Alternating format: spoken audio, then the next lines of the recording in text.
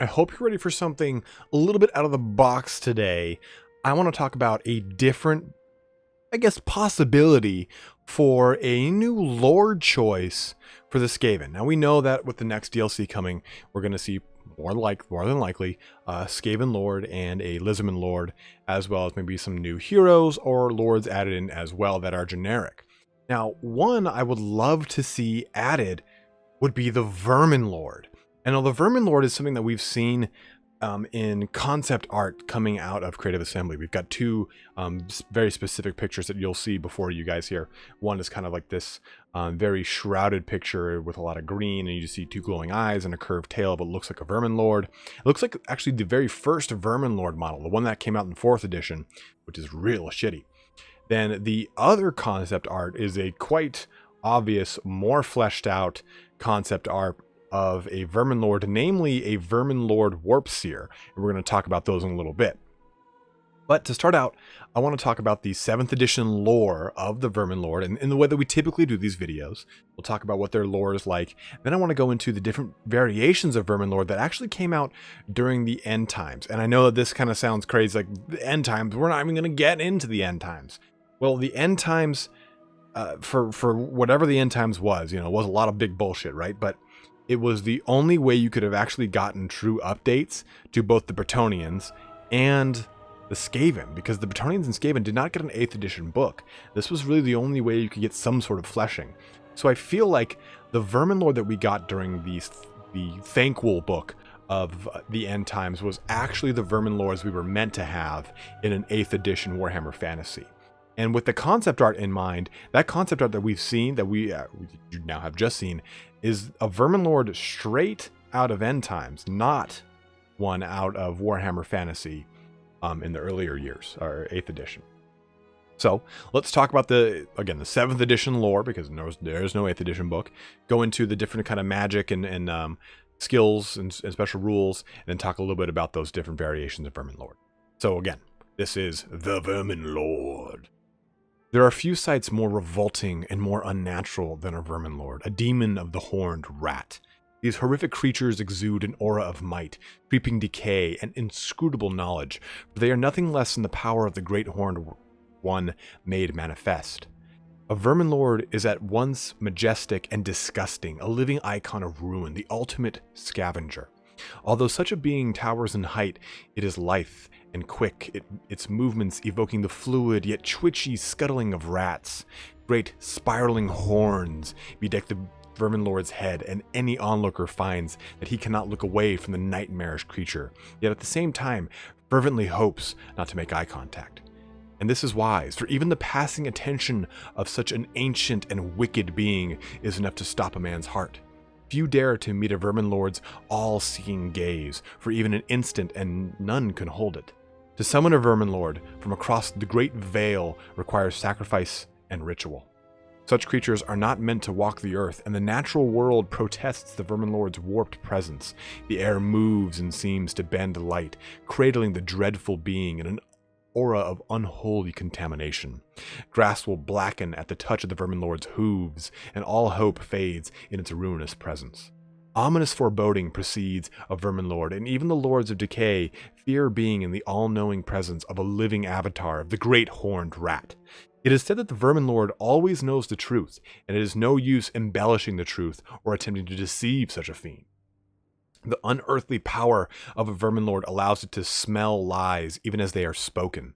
A Vermin Lord is eternally calculating a myriad interweaving plot, ever seeking the best paths towards some desired end. The creature is never still, constantly pacing, stopping to tilt its head as it's sniffing for the future. When the time for action comes, however, the Vermin Lord manifests all the feral savagery of the Skaven race. Its rage is terrifying to behold, and few mortals can stand against it. The sinuous body contains a might and strength to challenge a greater demon, and lesser creatures are swept aside in droves. At need, a Vermin Lord can summon a powerful and wicked glaive, which it swings in deadly and unstoppable arcs. The Grey Seers hold the keys to summon the Vermin Lords, and they keep the ritual secret. Only at times of great need will the Grey Seers attempt to tear the veil of reality, and they are loath to do so, fearing to summon up what they cannot dismiss. A Verminlord is wiser and more wicked than any living Skaven, and yet it retains its lust for power and its treacherous love of betrayal. A bargain struck with one of the Verminlords will bring great power to the supplicant, but as with it, all Skaven deals, the cost will be high. So spooky scary, right? These guys are kind of spooky and kind of scary, kind of hooves, got horns and hooves and horns. Now, I mean, these guys are really pretty big linchpins in the Skaven army. They, in fact, I believe they have the highest leadership in the army outside of rat swarms, which have a leadership of 10. But Verminlords have a leadership of 8. Oh, you see Grey Seers with 7. I think Warlords have 8, maybe 7. I can't remember off the top of my head. So what that means and how that translates to Total War Warhammer is that you actually have a unit that is going to cause fear and terror, depending on how they translate that. But in tabletop, it does cause terror, and it does have scurry away like every other Skaven does. But you see them as these very terrifying beings, these large beings on the battlefield. If you take a look back at that concept art picture, you can see that it shows you the relative size of the Verminlord in comparison to a man-sized model, and it's very, very tiny by comparison.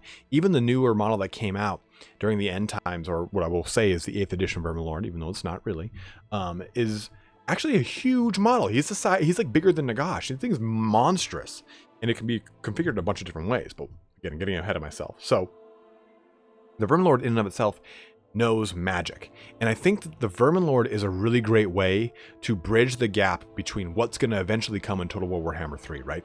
We don't know for sure that we're getting demons, but we know that we're getting demons at the end of every single Warhammer 2 thing. So with that being said, this is gonna give us our first taste of an actual demon in Warhammer, Total War Warhammer for that matter. Because these guys, they are demons. They're considered rat demons. And there's an actual rule called rat demon. And they suffer all the penalties and bonuses of being anyone of demon kind. They've got ward saves. They're immune to psychology. But at the same time, they cause terror. So these guys, at the same time too, they're considered greater demons, but not of Khorne, of Slaanesh, of Tzeentch, or of Nurgle, but of a great horned rat.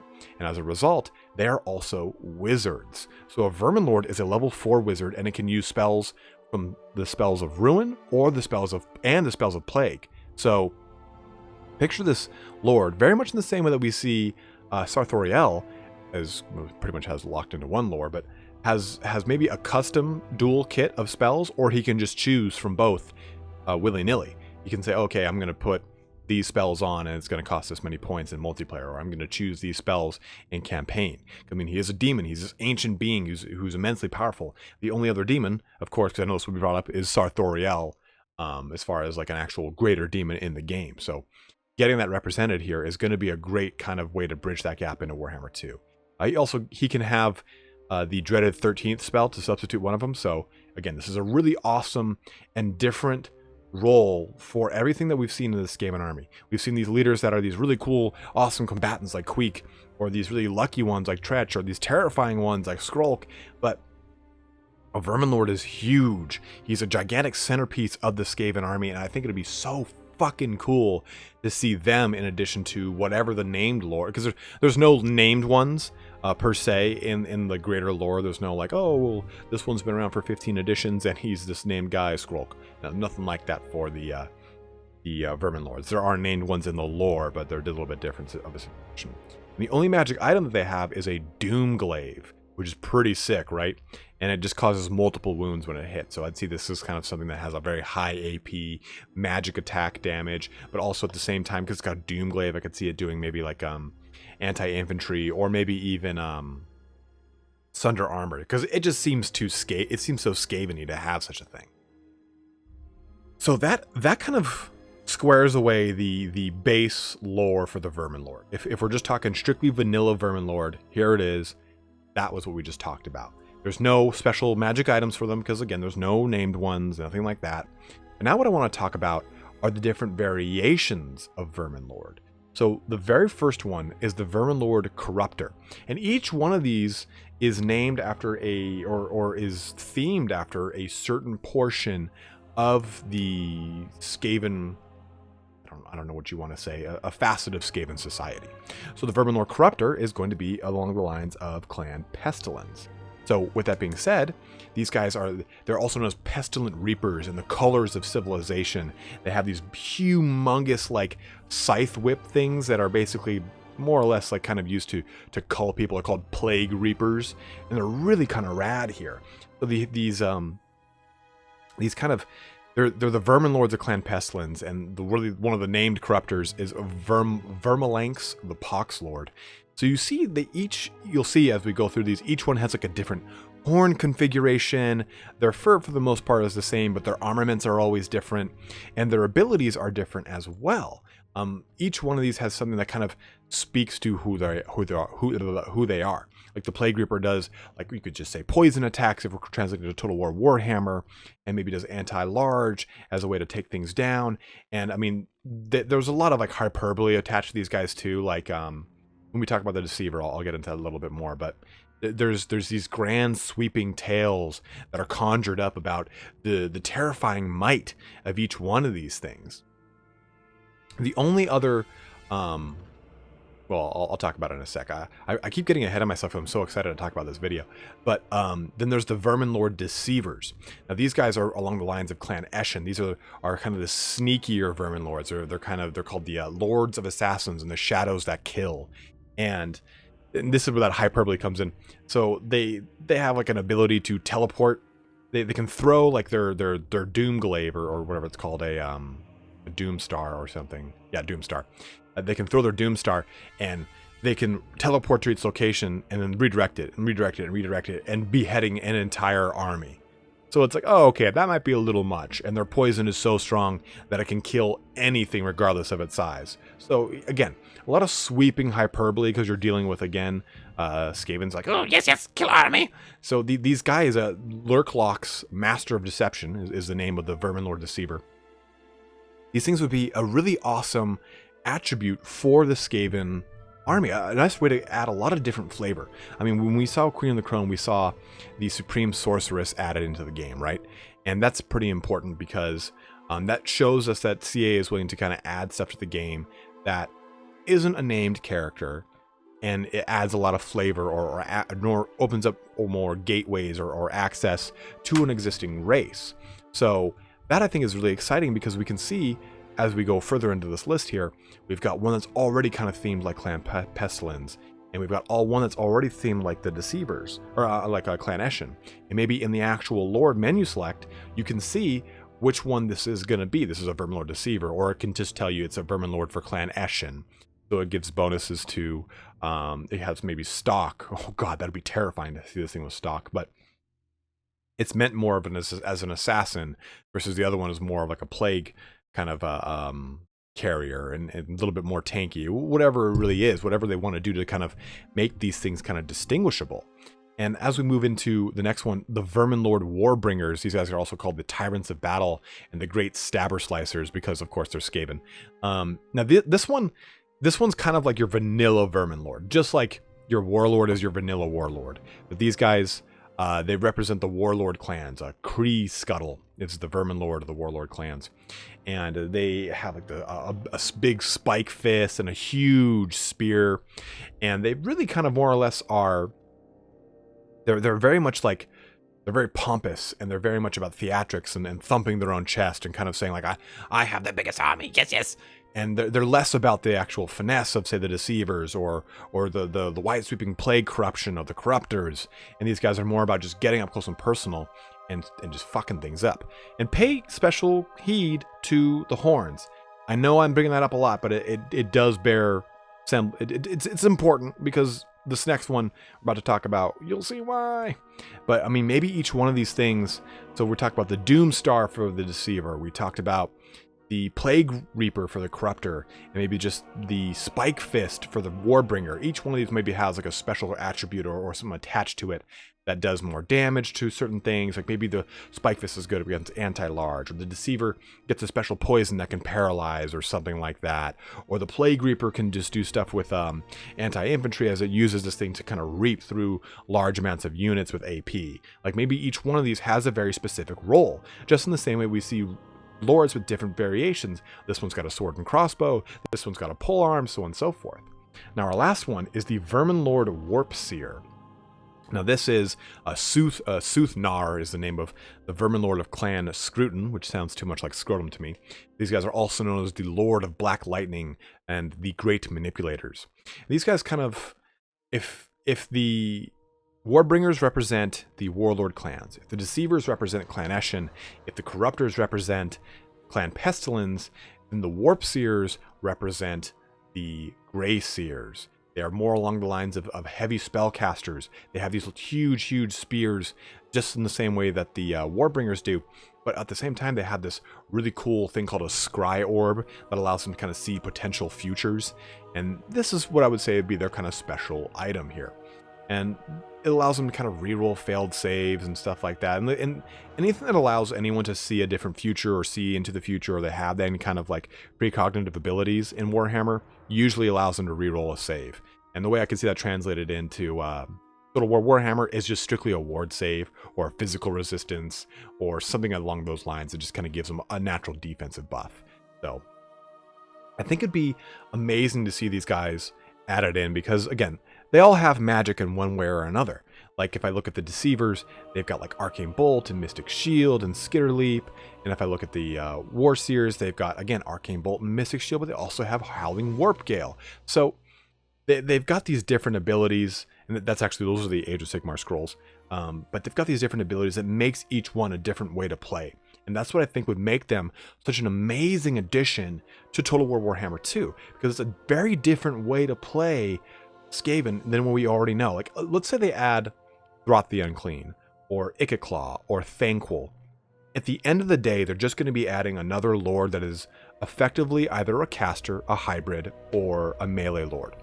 Cut and dry. Hopefully the lord will have some sort of cool mechanic that'll make it a little bit different to play as, and it won't just be the kind of typical Vortex campaign, even though we kind of know that's going to be the case. But I think the Verminlord, it does create the exact same scenario you're going to be dealing with, but rather you're going to have a monstrous lord. And that's what I think is a lot more fun for Skaven, which for the most part don't have access to monstrous units outside of rat ogres and helpet abominations. So I think just putting that extra oomph into it, like imagine playing a campaign and you have this massive army of whatever Skaven art units you've got, but then at the behest of a gigantic Verminlord that towers several times taller than almost any other model in the game currently. I think the other models that would be probably comparable in size would be like a Rotting Leviathan or Necrofex Colossus, as far as like sheer grandeur in size, or maybe a Treeman. And these things are supposed to be quite massive. They're bigger than giants. So, well, a little bit bigger than giants. So I think this would be a really cool addition to a Total War Warhammer. Let me know what you guys think in the comment section below. I'd love to kind of to pick your brain on this, get what you guys think about the addition to these guys into the game. Before we close everything out here, one last thing I do want to talk about is Screech Verminking. He's the closest thing I guess you could say to a Vermin Lord that is not aligned with the other three, you know, the Corruptor, Deceiver, Warbringer, Warpseer, and he is a named Vermin Lord, and he is only brought up in End Times Thanquol. That's why I didn't really want to jump into him, but as I was talking about this, I figured, okay, someone's going to bring it up. I should talk about it because I would be cheating you guys if I didn't. So there's the Lords of Decay, the Council of 13 that actually ends up killing Nagash. They were essentially, after they killed Nagash, the Horned Rat got pissed off at them because they went back to kind of their ways of fighting, infighting within one another rather than being united. So he threw them into this like dark pit. Eventually they all kind of fuse into one, and he blasts some of this energy, and they eventually become this single massive entity, or the very first real like I guess you could say Verminlord on the planet, Screech Verminking. And the important thing about this Verminlord though is that he's the greatest of all Verminlord, you know, he's like the very first one in all that action. But he's more in line with a demon prince than he is with a greater demon. A greater demon is a piece of that respective god. A demon prince was originally a mortal being, a mortal creature who was ascended to demonhood. Screech Verminking kind of shares more in line with that origin story than he does with being, oh, hey, I'm a little bit of that god, come to the fore, I'm one of his greater demons, or I'm a demon that's ascended further and further up. No, this is a mortal that eventually comes to and becomes a Vermin Lord. So that is Screech Verminking. They could use him. In fact, he has the exact same horns as the concept art that we see. And that Warp Seer, I totally forgot to bring this up, but the Warp Seer has the same horns as the concept art. Those long ones and the twisting ones and the tall ones up top. So you see these already kind of represented in this concept art. And I think I might be hinging a shit ton on this concept art and just be talking out of my ass because of it. But at the same time, I think that this concept art has a lot of credence. It shows you alternate heads. It shows you all these different ways that these guys could possibly look. And already it looks exactly like a Warp Seer or even Screech Verminking if you want to go down that route. So if they've created this concept art, they've created the initial step to making the model. And that's huge. This is an old concept art, guys. We found this back in like 2017 of last year. Well, 2017 of last year, December of last year is what I meant. So I really think that this would be an amazing addition to the Skaven roster. The Skaven roster is pretty big. It's pretty filled out. We're missing, of course, the weapons teams and some other critical units, Warblocks sales. But I think that this would be a really amazing addition. So let me know in the comment section below. Love to hear what you guys think. For those of you guys in the States, have a great Thanksgiving, guys. I hope you enjoy all your amazing food. I'm going to be just stuffed to the brim and just like bursting at the seams like a sausage casing. Also, guys, I will be streaming a lot more on Twitch, just campaign videos. I will continue to do my Warpstone Cups on YouTube, so please go ahead and check me out on Twitch. It's Italian Spartacus, the same exact name. The big reason I'm doing this is because I actually recognize more revenue on Twitch when you guys donate to me. Rather than on YouTube. 30% of it is taken out from a YouTube video a YouTube stream when you donate to me, which kind of sucks. And it's not fair to you guys. And I know that a lot of you guys found that out and got pretty pissed off. So I'm going to be doing some campaign streams on Twitch in the coming weeks here. We'll just kind of see how it goes. If it's not great, we won't stick to it. But anything that I do on Twitch will eventually upload onto YouTube. So do not worry about that, guys. But again, as always, thanks so much for watching, guys. Have a good one. Take care. Enjoy your Thanksgiving. Have a good weekend. Be safe on Black Friday. Don't buy a bunch of knickknacks and bullshit. And have a good one, guys. Bye.